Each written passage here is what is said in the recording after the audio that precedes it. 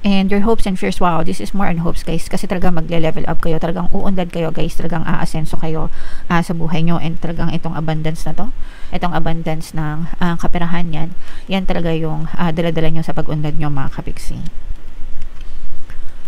And yeah, so make sure na balansehin nyo rin guys yung mga blessings na tatanggap nyo. Syempre wag nyo rin lustayin, kumbaga make sure na ginagamit nyo din yung mga tamang resources sa buhay nyo, you spend them wisely, you share them wisely, no?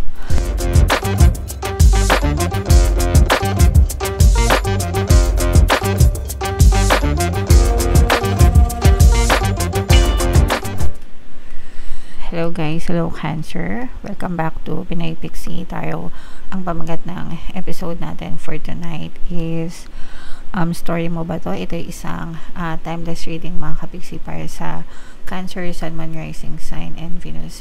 Sa reading na to guys, titingnan natin where you are right now, mga potential and challenges nyo, what you need to focus on, yung past, present, and future energy nyo guys, mga suggested approach, and yung potential future ng inyong sitwasyon mga kapiksi. So shuffle natin yung cards guys, hanapin natin yung energy ng Cancer.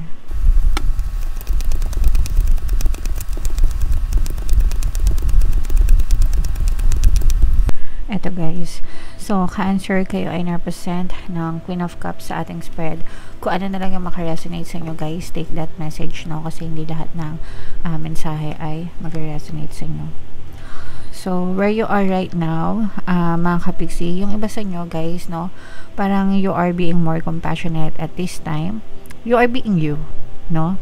Ikaw, parang nagpapakatotoo ka lang sa buhay mo right now, Cancer. And you're trying to become the best version of yourself na mas mature, mas matulungin, mas nakakaintindi, mas nakakaunawa sa ibang tao mga kapiksi. Parang feeling nyo kapag ka naging mabait kayo sa sarili nyo and sa ibang tao, mas magiging maganda yung buhay nyo, no? So meron kayo mga ganong klaseng atake. Pero ang nakikita natin dito is you are being more mature and you're taking more accountability sa buhay nyo guys. Yung mga potential and challenges nyo, this is more on potential guys, kasi meron kayong peace of mind, no? Or nakafocus kayo sa pagkakaroon ng peace of mind mga kapiksi. That's why parang mas tinitingnan nyo yung mga positive side ng mga tao, bagay, sitwasyon sa buhay nyo kaysa dun sa mga negative, kasi gusto nyo magkaroon ng peace of mind palagi guys, okay? What you need to focus on guys is yourself. This is your energy, Cancer, no? Water sign energy, Cancer, Pisces, Scorpio. Pero this is your energy and your guides are telling you to focus more on yourself. Kumbaga, ibuhos mo na yung 100% ng kapangyarihan mo sa sarili mo, okay? Kung mahal mo yung ibang tao, kung inaasikaso mo yung ibang tao, make sure na mahal mo rin yung sarili mo and inaasikaso mo rin yung sarili mo, kapiksi. And in your recent past mga kapiksi, for some of you talaga naghahanap kayo, madiskarte kayo no? Kumbaga naghahanap kayo ng diskarte sa buhay, sa kaperahan, sa mga pagkakakitaan. Pwedeng nagre-research talaga kayo, nagkakausap kayo ng kung sino-sinong tao, ganyan. This is more on side hustles guys, no? Ibig sabihin, meron ka ng stable source of income, pwedeng trabaho or negosyo, tapos nagdadagdag ka pa ng side hustle para meron kayong additional na income mga kapiksi. And in your recent past, naging busy ka doon kasi yung iba sa inyo gusto nyo maging independent, no? Gusto nyong matutong tumayo sa sarili nyong mga paa without relying sa employment, or gusto niyo magsimula ng something on your own guys. And yung greatest asset nyo mga kapiksi is kapag ginusto nyo yung isang bagay, gagawin nyo ang lahat para magkatotoo siya, para mag-manifest siya, para sumakses siya. So ganun kayo, kumbaga desidido kayo, no? Once you put your mind and effort into something, talagang ibubuhos nyo lahat para sumakses. So yun yung greatest asset nyo or greatest strength nyo sa sarili nyo, guys. And in the near future, ito guys, In the near future, maaaring may magbalik sa inyo from the past. Pwedeng person ito, mga kapiksi. Yung mga dati na nakalimutan nyo na, yung mga dati na tinalikuran nyo na, mga kapiksi. Meron magpaparamdam sa inyo from your past, guys, no? So whether it's an ex-person or pwedeng mga kababata rin, kakilala nyo, mga childhood friends or mga dating colleagues. Yung iba sa inyo, guys, I'm sensing na parang you are being haunted by your past. Yung old version mo, yung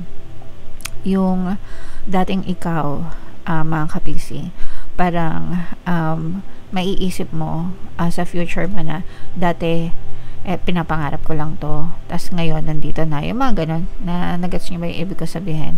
Kumbaga parang magbabalik tanaw sa isip nyo na dati pinapangarap ko lang to, dati iniisip ko lang to, dati wini-wish ko lang to, pero ngayon nandito na siya. So may mga ganong moments kayo in the near future, which means na talagang magmamanifest, guys, no, yung mga dreams and desires nyo sa buhay.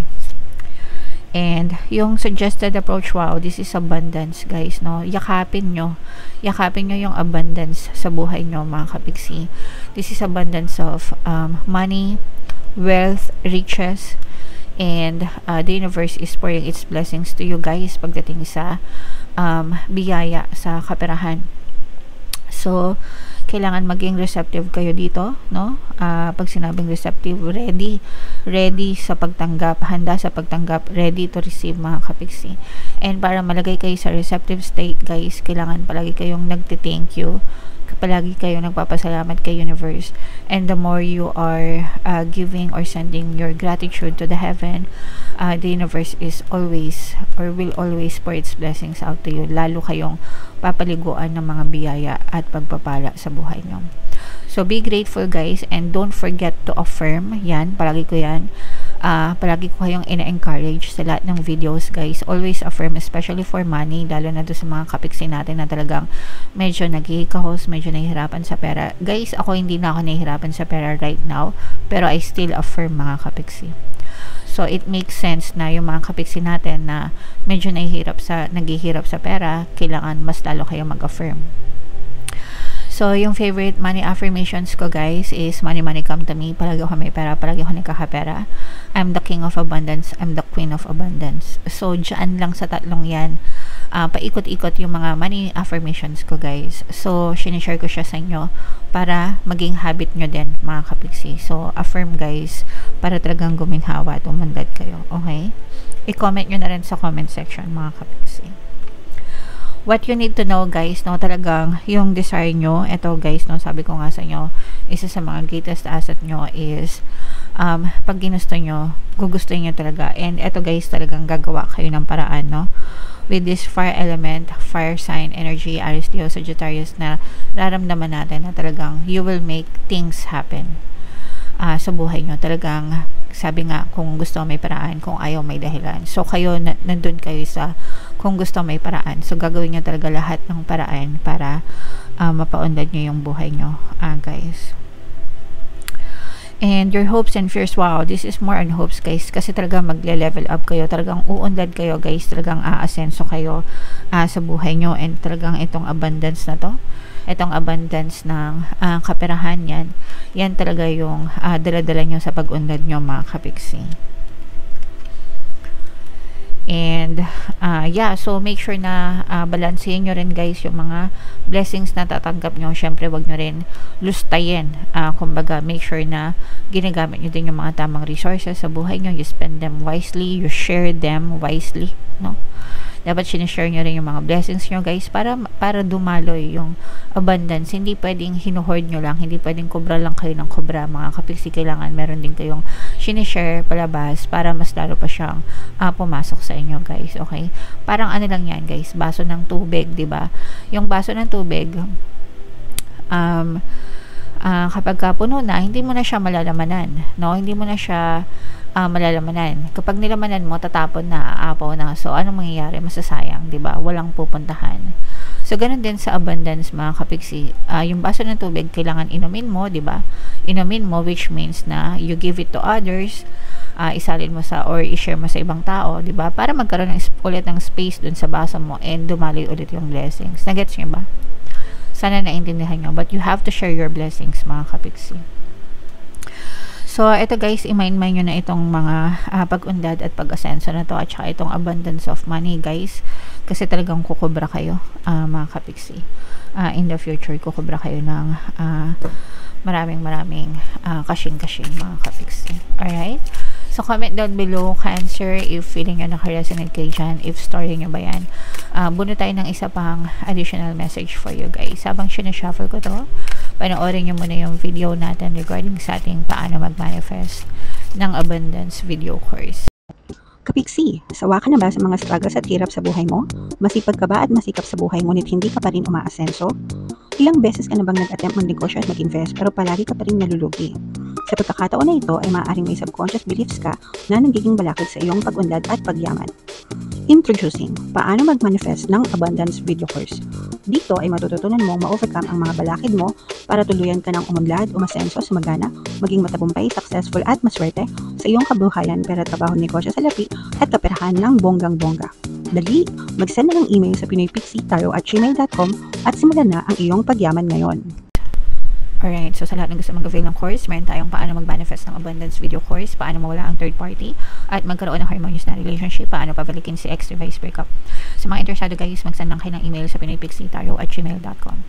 And ito yung ating mga, sa mga naghahanap ng pampaswerte guys, Aventurin at saka si Trin yung recommended ko. So, pwede kayo mag-check out, check nyo na lang yung description box guys. So, ito yung additional message para sa inyo, Cancer. So, ito yung image ng card. Pero, tingnan natin yung message dito, guys. So, meron tayong Fire, Solarus, Sublime, mga kapiksi. We live in a dualistic world, bringing light and dark into balance. And being real with our humanness can allow us to reach more joy, authenticity, and depth.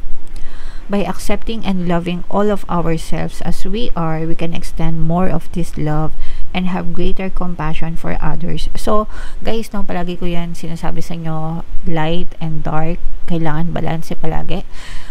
You cannot appreciate light without darkness, and you cannot appreciate darkness without light, diba? Ganun din sa pansarili natin, mga kapiksi. So, yung good side natin or yung strengths natin at saka yung weaknesses, diba?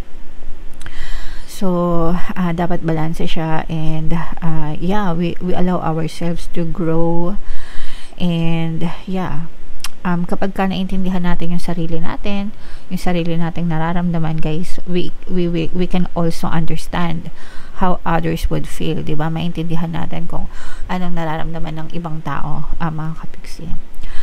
This painting portrays the balance dance of creation. As the dragons come together, they dissolve into one with all that is. So, kung makikita nyo, diba, may dalawang dragon. So, kumbaga parang pag nag-merge siya, or they're merging into one, diba? So, nagkakaroon ng balance, mga kapiksi. In this place of coalescence, both sides fuse in oneness, not just as remerging with the universe, but in alchemical process of becoming the empowered creator force we truly are. So, in short, mga kapiksi, mahalin natin both yung negative and positive sides natin, guys, kasi yung mga negative na ugali natin, characteristics natin, natututo din tayo doon. And of course, we empower naman yung ating positive side, diba? Kumbaga yun yung hina-highlight natin, mga kapiksi.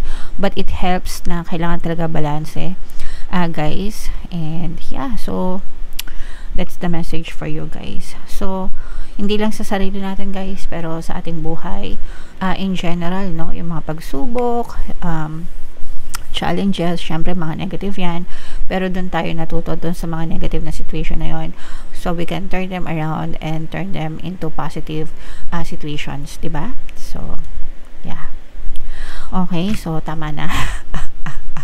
Comment down below if naka-resonate kayo, kung naintindihan nyo yung message for you. And ito guys, na-imain mo na tong abundance of money na to, at saka itong pag-unlad at pag-ascend. So ito talaga yung mga positive energies na nakita natin for you guys. Ito yung ating 2026 kapalaran. Panoorin nyo na. Ito naman yung ating success stories ng paano mag-manifest ng abundance with yung course. Click here to subscribe guys. Thank you for liking, sharing, and subscribing. See you next time. I love you all. Have a nice day. Bye-bye.